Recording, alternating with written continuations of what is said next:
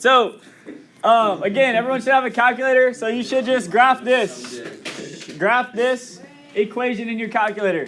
Make sure when you graph, it is of f of x, right? If you press something else, it'll turn it into a relation, and that's not what we want, right? So make sure it says f of x when you graph this. Just put that in as your f of x. Once you graph it and press enter, then press Control T. That'll give you your table, and then fill out this table first. So whatever you got for your table, whatever is in that table, after you press Control T, right, is what you're writing. So what'd y'all get here for -2? 3. Up. Up. Why is the pen on white? Y'all see that? It's on white. You obviously cannot. I'm embarrassing myself. Okay. 3. I know. Okay. So then -1. What'd you get? It's because I can't put my palm down. Oh my god. It's like using a pencil to write. Yeah, I can't put my palm down. Look, if I put my palm down, then that's what happens. Then get yourself one of those fancy nifty art pens, like art gloves. No. Why don't you just sit down? You guys are being jerks. We're not being jerks. Okay. What about when you plug? What about for 1? I mean for 0? -3. -3. Look, I'll get the hang of it. What about 1? And then 2? See, I adapt. You live and you adapt. Okay, good. So then you gotta plot these points on your graph. So -2, 3 is gonna be right here. -1, -4 is gonna be down here. 0, -3 is gonna be right here. 1, 0 is gonna be right here. And 2, -1 is gonna be right here. Right now, that's about as specific as it gets. The rest can be kind of crazy. Again, you have your graph right in front of you in the calculator, so this shouldn't be that hard. So your graph should do something like this, and then come up, and then come down. And there you go, right? Obviously, yours probably doesn't look as ugly as mine, but that's fine. And this makes sense, right? Because our highest degree is odd, right? Is odd. And our leading coefficient is negative. So when it's odd and it's negative, we have to. So when it's odd and it's negative, we should know our end behaviors, right? We should know our end behaviors always. It starts with as x goes to -infinity, my y goes to infinity, and as my x goes to infinity, my y goes to -infinity, right? And odd is going to have opposite end behaviors. We learned about that yesterday, right? We learned all that. Okay, so that makes sense. Come over to number 2. And try it out by yourself. So again, it's easy. Graph it, Control T, get the table, fill those in, and then plot those points, and then give your best sketch of the graph. Pretty simple. I'll give you about a minute. Okay, so what'd you get? For for -2 it was 12. For -1 it was what? Help. -1. Holy smokes. Help. 2. Thank you. 0. 4. Oh my goodness, I can't write. 1. 0. -4. Okay. So then you plot these. Yes, there's no y equals 12 value, but just put it up here somewhere. Right? -1, 2 is right here. 0, 4 is up here. 1, 0 is right here. 2, -4 is right here. So this one actually looks like this. Oh my gosh. Close enough, okay? Yours hopefully looks better than mine, right? But, wow. Oh my God. It's embarrassing. It's embarrassing. Okay, so again, you should have the graph right in front of you, so the sketching of the graph shouldn't be hard, right? The sketching of the graph shouldn't be hard at all. Shouldn't be hard at all. But I stink at it. It's okay. Okay? So, questions on that? Gabby, stop talking. Wait, can you go back? No. What? Why? Didn't see it. Alright, I'm just making sure. Well, yours should look better than that, because mine It should stinks. be on the calculator. Okay. So, number 3. Right? This is the new stuff that we're learning today. Okay, this is new stuff. That stuff was pretty easy. That's basic. That's not really new. This kind of is, okay? But it's nothing too out of the ordinary. Just kind of writing it in the intervals that you're going to have to write it in kind of trips people up sometimes. But really all we're asking is this graph right here that's given. If that's f of x, right? We want to know where this function is increasing, where the function is decreasing, where the function is, what is this? So f of x is greater than 0, right? What's that a fancy way of saying? F of x is greater than 0. Well, how can we put that in simpler terms? Hello? How can we put f of x is greater than 0 in simple terms? Oh my God. When is f of x positive? Right? If f of x is greater than 0, then it's positive. Anything greater than 0 is positive. And then anything less than 0 is negative. So we have when is f of x positive? When is f of x negative? Right? We can also write that and say when is it above the x-axis? And when is it below the x-axis? Right, that's all that means. So really these four things aren't hard, right? You know what increasing means, you know what decreasing means, you know what it means to be above the x-axis, what it means to be below the x-axis, but it's the intervals that kind of trip people up on how to write where each of these things is happening. Okay, so first increasing and decreasing. These things we'll do in blue, or we'll change the color to red. So increasing and decreasing will be red. Okay? The key points that we need here, they're called critical points. The key points we need are local, max, or min. Local maximums or minimums. Now, what's the difference between local max and absolute max or min? We've talked about nothing but absolute max or mins, right? Like what's the real maximum? What's the real minimum? An absolute maximum would be where is this graph the highest? What's the highest point on this graph? What's the highest point? Infinity. No, infinity. Right? It goes up forever. This arrow over here means that it's going up forever. So there is no absolute maximum. It's infinity. Right? But that's not what we're worried about. We're worried about local max or min. There is a local max right here. There's a local min right here. Right? These 2 points, here and here, are local max and min. This is locally the smallest point right here. Right? It's like a little valley. This is locally a maximum point. It's like a little hilltop. Right? So local max and mins are just little like humps, little hills or valleys that are happening in the middle of the graph. Right? So those are our points of interest. This hump, this valley happens at -1. X equals -1. I know it's a little bit off that line. I don't know why they did that. Don't worry about it. We'll just call it -1. That's fine. And then over here, this is x equals, we'll just call 3. Or you can call it 2, you can call it 2.5, I don't care. But for me, I'm going to call it 3. Jeez Louise, it's not a good 3. 3. Okay, that's not bad. Okay? So those are our critical points. Those are our critical points and intervals that we're going to have to be writing. So to the left of this -1 right here, remember, we always read a graph like we read a book, like anything else, right? We read it left to right. So from left to right, I'm coming down here. Is this increasing or decreasing? It's decreasing, obviously, right? It's going downward. So it's decreasing.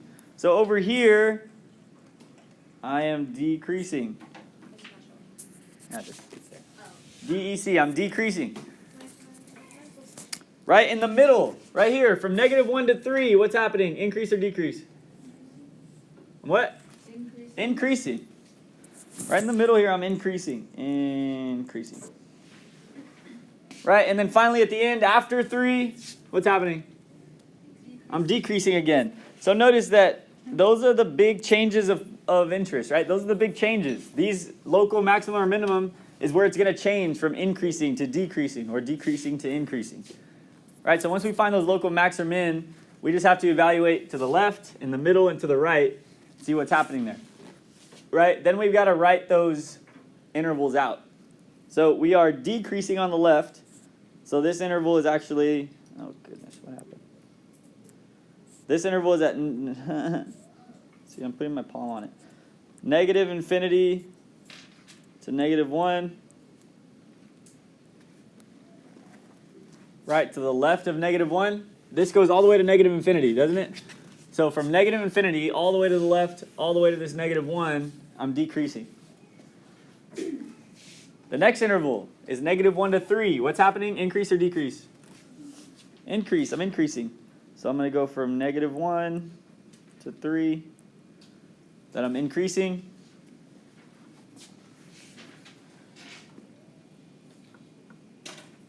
And then that last interval, I'm decreasing again. So I'm going 3 to infinity. And usually you put a little u in between them. That really just means and, pretty much.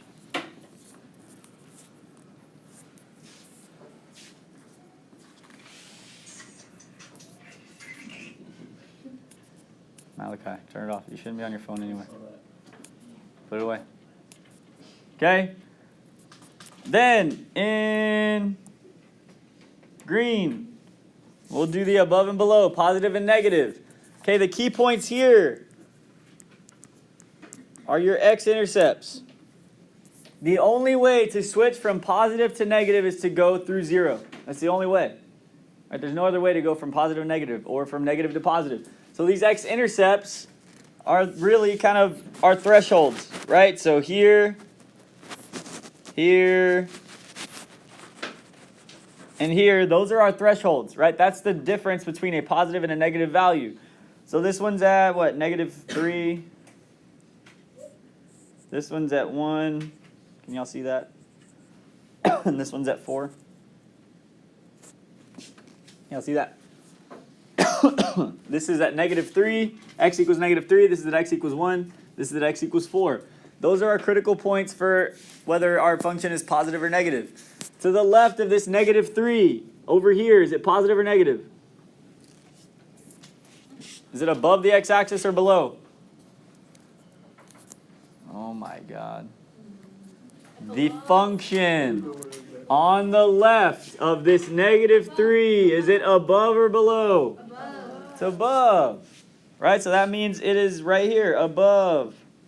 So that interval goes here. So my interval here is -infinity. Oops, sorry. To -3. Negative infinity just means to the left of it, right? It goes on forever to the left. So from the left side all the way to -3, it's above the x-axis. Right? What about in between -3 and 1? Right here. -3 and 1. What about in between? Is it above or below? All of this. Is it above or below? It's below. So that interval, -3 to +1. It's below the x-axis. What about the next interval? Right here, 1 to 4. Is it above or below? Right here, from 1 to 4. That's above. Right? It's above. So we put the little u and we put that one. 1 to 4 is above. And then finally this last one to the right of 4. What about that? Above or below? It's below. So 4 to infinity, right? It just keeps going on forever and ever on the bottom.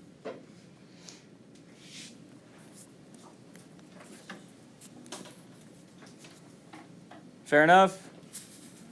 Kind of weird, kind of ugly, I get it. But it's really not too hard, right? Once you get these critical points, local max and min, or the x-intercepts, it's really just a matter of looking in those intervals to see where it's at. The hardest part people have is turning those, visually the intervals, into writing them actually down to have a real answer. Right? So then here, number 4. Again, we just want the local max or min, and we want the x-intercept. So again, I'll do it in the same color. So my local max or min, there's a local max, there's a local min, there's a local max. Right, just so we all have the same points. I know it's a little off, but I'm going to call this -1. Oops. I'm going to call this 0, and this one's +1.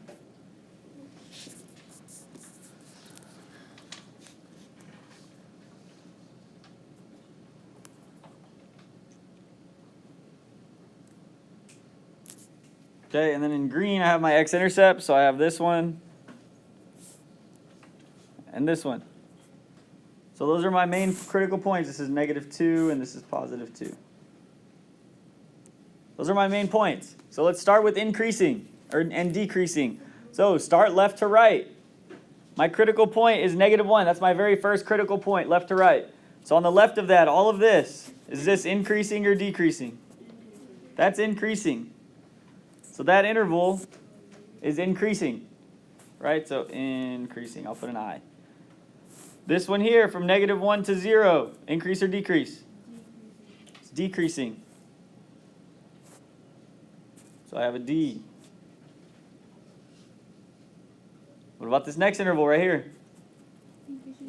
That's increasing. I think needs to go away. Increasing. And then finally this last interval. Up or down? Increase or decrease? Decreasing. So write those intervals out on those first two, increasing or decreasing. You know which intervals are doing what, but it's the turning that into an actual interval to write down as an answer that people have the most trouble with. So write that down. So you should have got -infinity to -1 and 0 to 1. Decreasing should be -1 to 0 and 1 to infinity.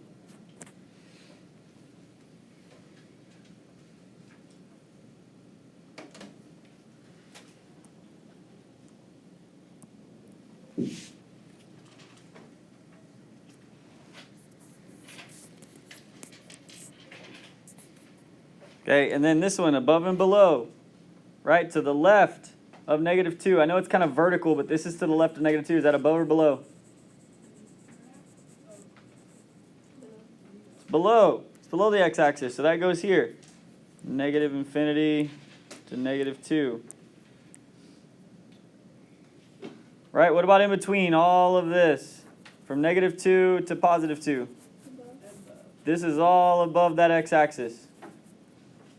It's all above that x-axis. So in between -2 and 2, it's above the x-axis.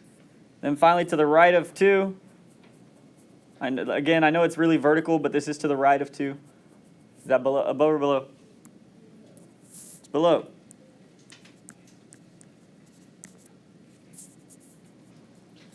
Right, it's below.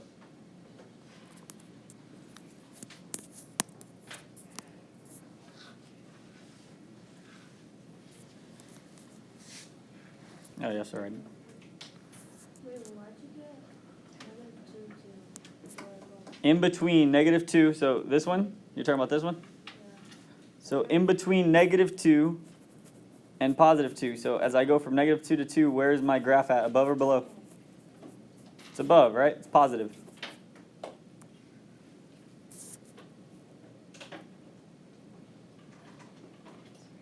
Okay. Questions on that? Right, the initial thing is not very hard, right? But turning it into an interval, kind of, that's what trips people up. But the initial asking of where is it increasing, right? Where is it decreasing? You should be able to get your head around, right? Number 5. There's one question like that on your work on the computer. I actually just want you guys to figure that out. So it's just working backwards. It's the same thing as what we just did, except working backwards. Now it's telling you where f is decreasing and stuff like that. That's actually not on your test that you're taking on Friday, so I'm not going to spend too much time on it. But there is one question on your homework, or on your classwork really, that does that, and it gives you options. It's multiple choice. So you should be able to cross-reference between the question and the graphs that's given to you to see which one's which. Okay, so just kind of try your best on that. There's only 5 questions to do on there, so make sure you get a Chromebook and get those done.